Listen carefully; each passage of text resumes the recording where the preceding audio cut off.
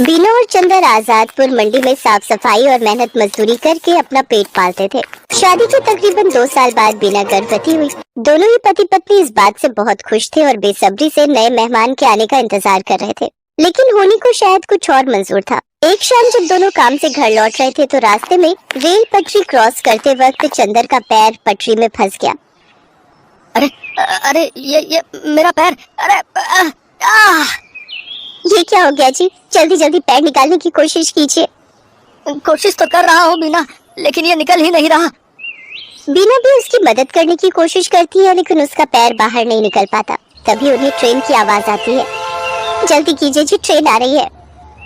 बीना, मुझे लगता है कि मेरा जाने का वक्त आ गया है। तुम जाओ यहाँ से और अपना और मेरे बच्चे का ध्यान रखना।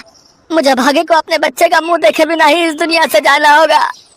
नहीं, ऐसा मत कहिए जी, मैं आपके बिना कैसे रह पाऊंगी? मैं भी आपके साथ इसी पटरी पर अपनी जान दे दूंगी। नहीं, हमारे बच्चे के लिए तुम्हें जीना होगा बीना। अब जाओ यहाँ से, तुम्हें हमारे होने वाले बच्चे की कसम। जैसे बीना पटरी से दूर जाती है तभी ट्रेन आकर विनोद को पल भर में काट देती है। बीना की आंखों के सामने उसके पति की मौत हो जाती है। एक ही पल में उसकी हंसती खेलती दुनिया उजड़ जाती है और वो एक विधवा बन जाती है। चंदर के जाने के बाद बीना बिल्कुल अकेली हो चुकी थी। अब वो अकेली ही मंडी जाती और मेहनत मजदूरी करती और उससे जो कमाई होती उससे अपना पेट भरने लगती है। एक दिन बीना घनश्याम को कुछ प्याज फेंकते हुए देख रही थी।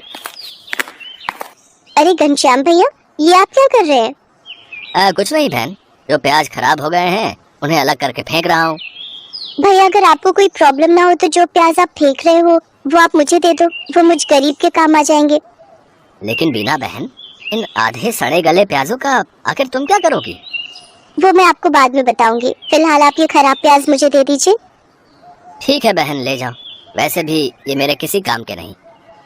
इसके बाद बीना उन खराब प्याजों को एक थैले में भर लेती है और शाम को अपने साथ घर ले आती है और उसमें से थोड़े ठीक प्याजों को अलग करके रख लेती है और जिनकी हालत ज्यादा ही खराब थी उन्हें अपने घर के बाहर बनी क्यारी में बो देती है। अगले दिन सुबह काम पर जाने से पहले बीना साफ छाटे हुए प्याजों को काट कर आटे में मिलाती है और साथ ही नमक, हरी मिर्च और अजवाइन डालकर उस आटे को गूंथ लेती है। खुद नाश्ता करके वो कुछ पराठे घनश्याम के लिए भी पैक करके ले जाती है। ये लो घनश्याम भैया, आपसे जो कल प्याज लेकर गई थी उनसे मैंने प्याज के पराठे बनाए हैं, जरा आप भी चख कर देखो। रोज दाल चावल खाकर आप बोर हो गए होंगे ना? बीना बहन, हम गरीबों के नसीब में तो दाल चावल और सूखी रोटी ही होती है, भला उससे भी क्या नाराज होना। अच्छा लाओ, तुम इतने प्यार से प्याज के पराठे बनाकर लाई हो तो खाकर देखता हूँ। घनश्याम को बीना के हाथ के बने प्याज के पराठे बहुत पसंद आते हैं। ऐसे ही कुछ समय बीत जाता है। बीना को अब 7वां महीना लग गया था, जिस वजह से वो मजदूरी नहीं कर पा रही थी, जिस वजह से उसके घर खाने पीने की तंगी हो गई थी। ऐसे ही एक रोज जब वो खाना बनाने जाती है तो देखती है कि राशन के सभी डिब्बे खाली हैं।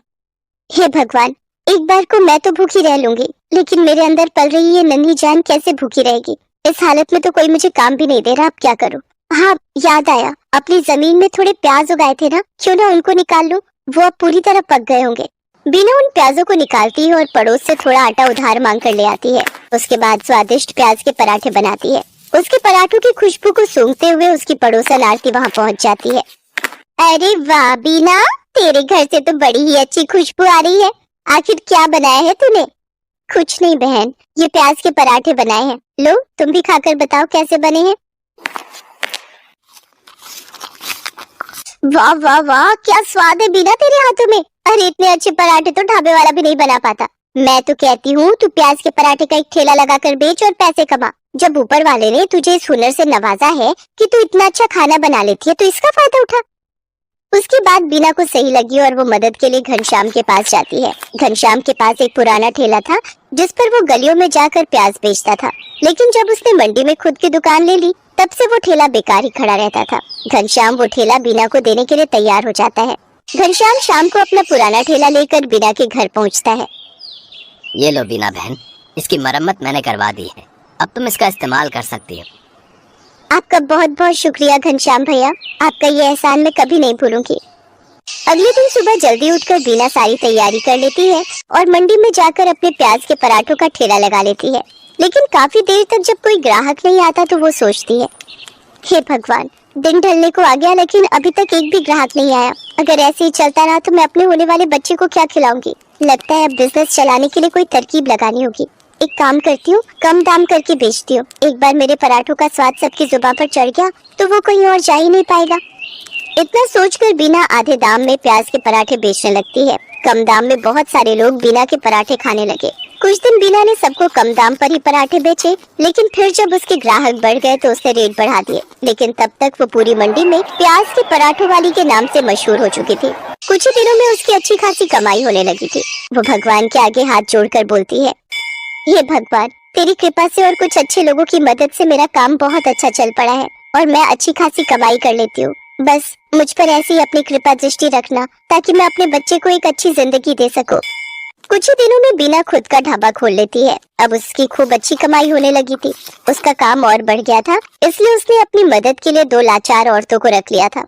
बीना की डिलीवरी का समय भी आ गया और उसने एक बेटे को जन्म दिया। महीने भर का रेस्ट लेने के बाद वो वापस काम पर जाने लगी और अपने साथ अपने बच्चे को भी ले जाती। अब वो काम संभालने के साथ साथ अपने बच्चे की भी अच्छी परवरिश करने लगी और खुशी खुशी उसके साथ रहने लगी।